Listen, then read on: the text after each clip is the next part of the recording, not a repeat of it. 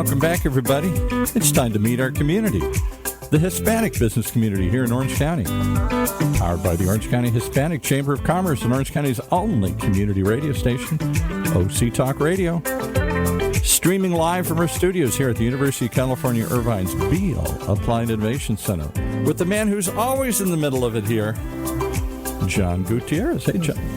Hey, everybody. Welcome again to our community podcast show powered by the Orange County Hispanic Chamber of Commerce. Thank you, Paul, and OC Talk Radio for having us.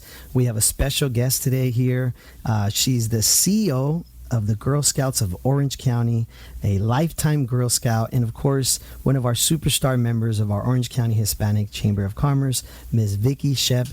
Thank you for being here, Vikki. Welcome. Well, thank you so much. Thanks for this opportunity, John. We're so excited to be able to share a little bit more about Girl Scouts with the community. Well, first and foremost, I got to say that we've been talking here, and I grew up in Santa Ana, and it's beautiful to hear so much that you're doing in Santa Ana and how much you've been helping the community there, right?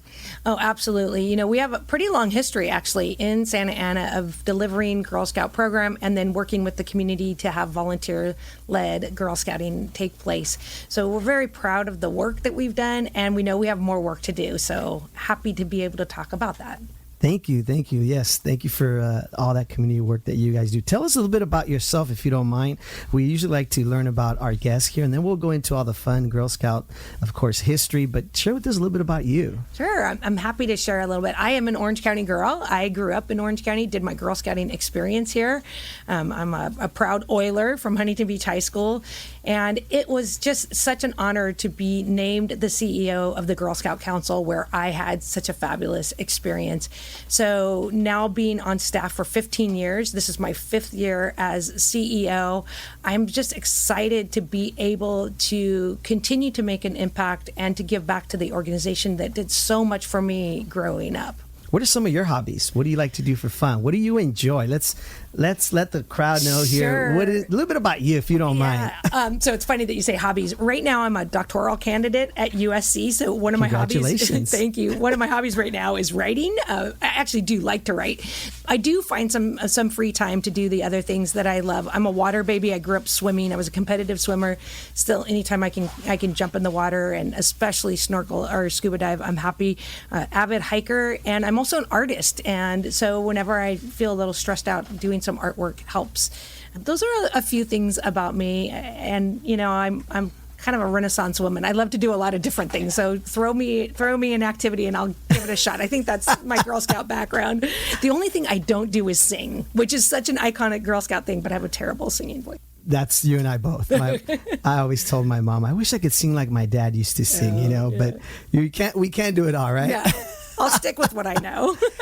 So tell us a bit about the Girl Scouts. I know that everybody knows the famous, delicious cookies we were just talking about. And thank you, by the way, for bringing us some cookies. Of course. What is it about the Girl Scouts that people don't know, that people don't realize? Because obviously everybody knows the Girl Scout cookies as an American apple pie, right? So tell us a little bit about that, if you don't mind. Sure. So Girl Scouts has been around for 110 years. So we have a very long history of developing girl leaders. And of course, everybody knows, or almost everybody knows, about the cookie program, which is a great entrepreneurship program. And we have what we call program pillars. So entrepreneurship is one. STEM is another one. The outdoor and life skills. And a lot of people don't know that we have such a broad assortment of activities for girls to try. Mm-hmm. And also that we're for all girls of all ages. So girls from kindergarten all the way through high school can be girl members, and then adults can join to become members and volunteers. So we are for all girls. I think there is or has been an impression that we might be for a niche set of girls, that's only for some girls, but absolutely we're for all girls and all ages. A lot of times people say, oh, well, I'm in high school, I can't be a Girl Scout. No, you can. I mean, I was a Girl Scout all the way through. Mm-hmm. And back then we had a little bit of program for older girls. And now, I mean, our older girls, they're traveling the world. I mean, I just saw a group of girls that are headed to one of our world centers in Switzerland, and you know, another group's in Costa Rica. So we have our older girls doing that. They're interacting with CEOs in the community through being a part of our board of directors. there's a great, rich older girl program and this wide variety of things that we do. Our girls up at Camp Sherman, which is the camp that I went to up near Idlewild, Nice. they're axe throwing. I mean, they're out there. Really? Yeah, What? I tried it. That is so cool. It's cool. It's also kind of hard. I've never done that, but I've seen lots of videos. Yeah, so our girls are doing everything from axe throwing to building Lego robots, coding. They're learning how to be allies to friends in the community. They're learning how to deal with relationships. I mean, we have something for every girl, literally every girl. And this is why it's so important for people to support the Girl Scouts and donate, because of all the different services and programs you offer, right? Oh, absolutely. We are a nonprofit. That's another myth. Sometimes It's so people important don't. we share that. Yeah. Yes. And yes, cookies are one way that girls fuel their program. Yes. So that all the cookie proceeds in Orange County stay in Orange County. The troops get some. We use it to put on our great programming. But we really also rely on charitable contributions Yes. because we want to be able to make sure that every girl has that opportunity. And 95-ish% of our program is delivered by volunteers. But we also have staff to pay to make sure that the volunteers are background screened and trained, and that we have lights in our building and those types of things. And we are paying some staff to deliver programs where there's a community or a group of girls who don't have volunteers available for whatever reason. Yes. So absolutely. It's a great mentorship program, right? Would you say? Oh, yes. We don't use that word enough because that is really what happens. These girls develop relationships with non-parent adults, and that we know is proven to be a key for success for a girl. So the more non-parent adult relationships, caring adults they have, there's data that shows that that girl is more successful.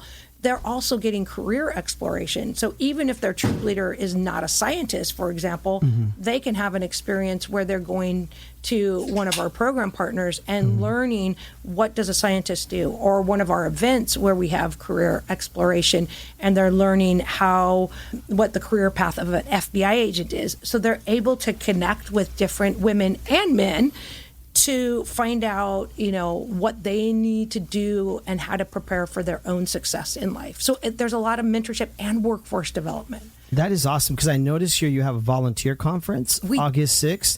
Would you like to elaborate on that? Because we just talked about volunteering, mentorship. I think that's important we talk about that, right? Yes, and our volunteer conference is back in person, which is great.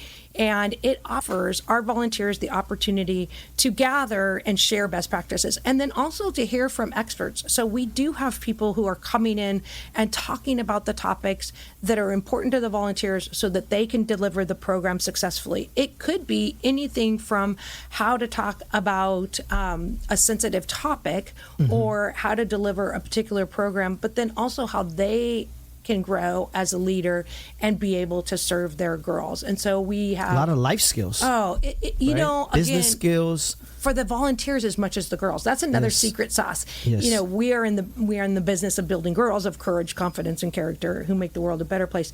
But we also know that the adults who get involved, the volunteers who get involved, end up with resume building skills, life skills of their own. I've seen volunteers change careers because of what's happened with their volunteer experience, and they're developing great friendships too. So that's the other thing that the volunteer conference offers. Now there's a Voice for Girls on May 5th also.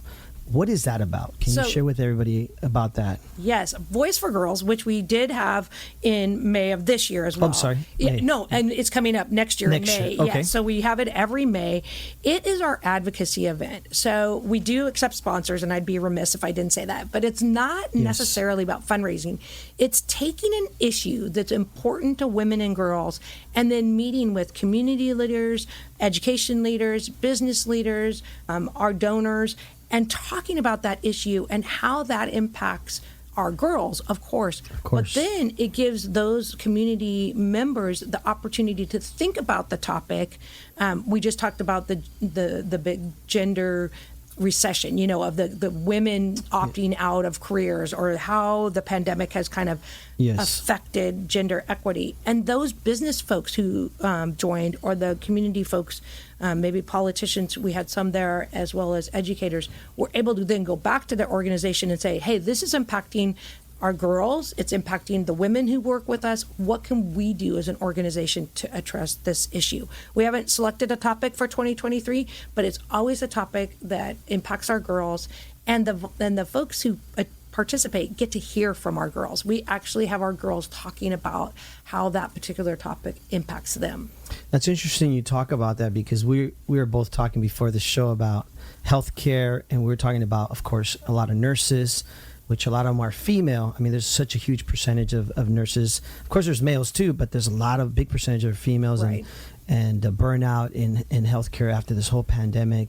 So I would imagine these are some great topics that the Girl Scouts are touching bases on at some of these conferences, right? Because yes, I can imagine how many nurses used to be Girl Scouts or are Girl Scouts, right? I mean, the connection there is probably huge. Right. And we know that there's about 50% of adult women who were Girl Scouts, or at one point. Some they'll say, "Oh, well, I was a brownie." That's still a Girl Scout. So, those women. And I find when I'm in a room of women who are in fields that are entrepreneur or caregiving, education, that number seems to go up. It seems like Girl Scouts builds that skill set for women going into those industries. So the other part of Girl Scouts' mission is to make the world a better place. How do Girl Scouts do that both locally and in a bigger scale? Such an important part of our mission, and it has been for 110 years. I did service projects and did my first class, which is the Gold Project. And our girls learn that from the very first level. So Daisy Girl Scouts are kinder and first, and they start to look at an issue in their community. It's usually something very local. Mm-hmm. Oftentimes it might have to do with an animal shelter or something like that. So they start to look and see, how can we as 5-6-year-old girls make a difference? Then as they go through, girls start to tackle bigger issues. Our highest awards, Girl Scout Bronze, Silver, and Gold awards, are opportunities for our girls to really look at an issue and say, what does that mean for me? What does that mean for our community? And importantly, they tackle it in a project management kind of way of, what's the root cause? How do we make change? By the time our Girl Scouts are doing their Gold Award projects, they are tackling huge issues at the root cause and creating sustainable change. So we have girls who, we had one girl who looked at the car repair industry and saw that women were treated differently. So she created a program for girls to learn about the car industry, what's it like to be a female mechanic, what they should be looking at, created a whole program that even once she goes off to college, that program gets sustained. Mm-hmm. We have other girls who are addressing environmental issues, equity issues. Mm-hmm. We've had girls look at other crises. We've had girls work with Stop the Bleed, because we know that girls and are looking at the issues of what's happening in high schools and saying, if there's something that happens, if I'm the person where somebody's bleeding, what do I do in that kind of an environment? That can be an emergency. Unfortunately, that could be an active shooter situation. So our older girls are really taking these issues and just tackling them with such power. And sometimes that's on a national scale. I mean, sometimes that's on an international scale. We've had projects in Cambodia, in the Philippines, in India. So our girls are really making a difference in the world. Well, that goes to your point you made earlier, the Girl Scouts mission, which is to build girls of courage, confidence, and character. Can you expand upon what that means and why it's so important? It is. I'm going to start with why it's important. It is important because that's what, not just Orange County and not just California, not just the United States, that's what the world needs, right? We need people who are able to step up, to use their voice, to create the type of change that we need in the world. And we really work also on developing that confidence. The Cookie program has this ability to take a shy girl who's standing behind her leader, her mom or her dad, who won't talk to a stranger, and help them develop the confidence to be able to say, hey, John, will you buy cookies? Or Mr., will you buy cookies? Yes. And and then to have an interaction, or to be able to, if you say no, to be able to be gracious and understand and be confident that just that one no doesn't mean no always. Yes. But how to do that. And then, of course, character building. I mean, to be able to be a person of character, to look at the Girl Scout promise and law, which is the way that we live, to being honest and fair and respectful and making the world a better place and being a sister to every Girl Scout, taking all of that and living that type of life, those are the people you want to employ. Those are the people you want as your friends. Those are the people you want living down the street from you. So this mission statement is not just about words on a page, but it's about what we want every girl who gets to experience the program to walk out at high school graduating and being able to be that person of courage, confidence, and character. That's great to hear that in Orange County, on a national level, but also in Orange County, we're building this. I know your building's right down the street from here, right, in Irvine. It is, yes. We're over kind of near the Spectrum, and in case people didn't know that, it's important we let people know. We right? We do. We have I call it base camp, but it's a headquarters office with Girl Scout shop. So if you want your T-shirts or your things that you want to now, can show people up, just come by there? Yeah, we have an open lobby. Okay, and we also are out in the community. So we have program centers in Seal Beach, Laguna Beach, Anaheim, Yorba Linda, where we have activity centers in the shops in Mission Viejo and the Brea Mall. And as we talked about, we're also looking for a place in Santa Ana to be present. So we want to be in the community as well. We think it's really important that we represent every zip code. So we have membership, nearly 15,000 girls, every zip code of Orange County. And so we really need to be where the girls are and where the volunteers are. And so our team, our staff is out in the field. You know, you won't find a lot of people at the Toledo address, but in Irvine, but you will see us out, hopefully, in the community. So where do you see the Girl Scouts organization in the next 5 to 10 years? What could you share with us that is evolving, growing? Where do we see it? Well, growing for sure. And I am so passionate about our all-girl initiative.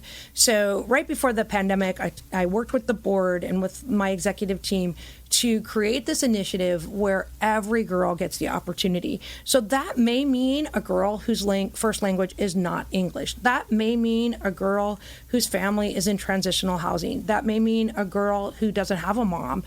So we're partnering with Big Brothers Big Sisters, with some of the housing authorities, with different community members with different languages. It also means a girl who might have a learning disability or might have a physical difference or a neurocognitive difference, so that girl could be in a troop even with a volunteer-led troop leadership, and that troop leader is empowered to know how to lead this diverse group of girls. So this all-girl initiative really is saying, where we do some things really, really well, and we have really strong volunteer-led communities. I mean, we can't do our work without the volunteers, but then there's also these places where we need to bolster through some staff-led programs, through partnerships, Big Brothers, Big Sisters, through some of the other agencies, some of the after-school agencies, the Boys and Girls Clubs, where the girls are who need us and who might not even know who we are or might not think, hey, that's for me. You know, so we're really committed to that. So in 5 to 10 years, yes, I still want to say we're in every zip code, but I also really want us to take a look at those places and to say we are really well represented now in some of the places maybe we aren't today, in some of the communities who maybe don't have a history of Girl Scouting. And the reason why this is so important, folks, is there's always a dad or a mom out there, right, who maybe they're never been exposed to the such great organization. What would you say to them listening right now if they've never been part of Girl Scouts?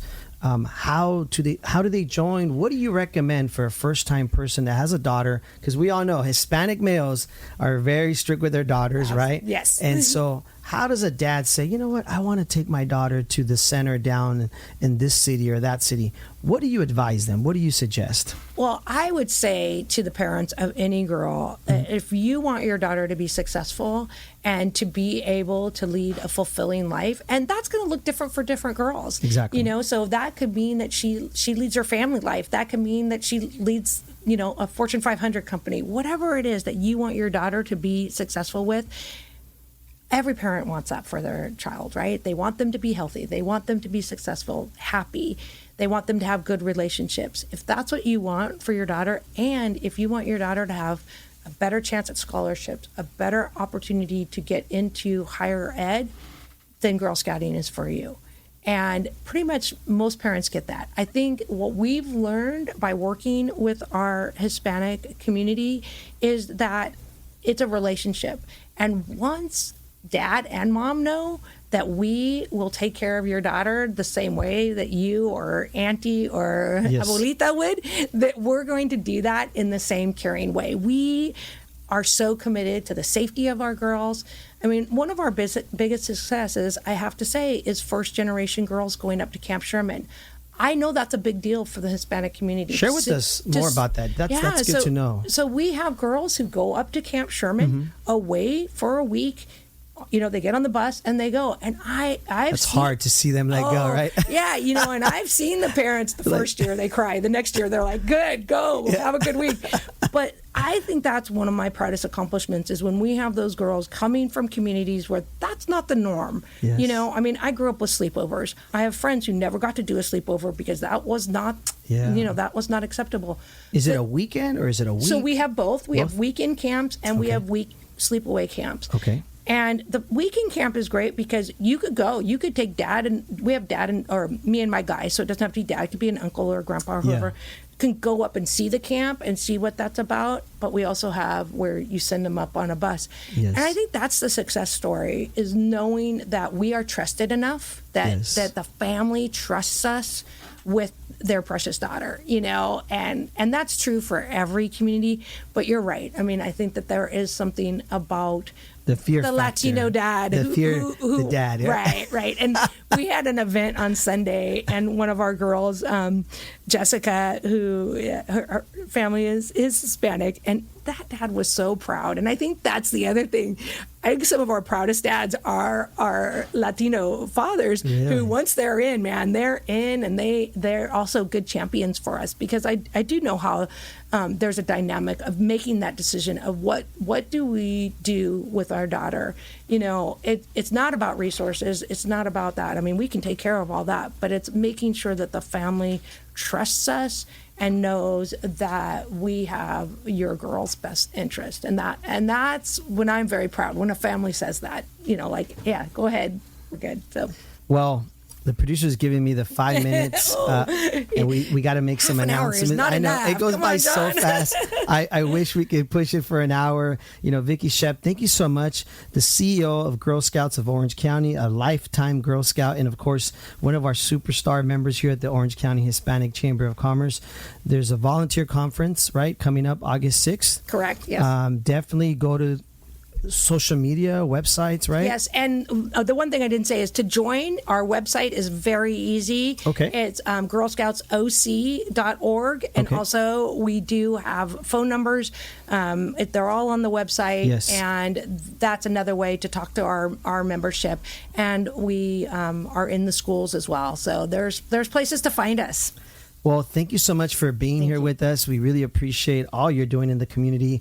Obviously, helping raise a lot of great community leaders, right? And so thank you for your service. And we'll be doing our best to spread the word, especially with our Hispanic business leaders, parents that maybe haven't learned what Girl Scouts is, right? And this is a great opportunity for us to share all the insights. Real quickly, I just want to plug in, visit our website at ochcc.org for more questions regarding all these programs. We also have an amazing job board there. And we do have our August golf tournament charity fundraiser that we do every year. So anybody listening, let us know if you're interested in being a part of that. And again, thank you so much for being here, Vikki, and we appreciate all you do in the community. Thank you so much. Thanks for this opportunity. You know, I could talk forever, so. Well, we'll have you back again when you're having some more events, and definitely look to support you. And again, folks, thank you for listening. We appreciate you listening to our community podcast show, where our community is your community.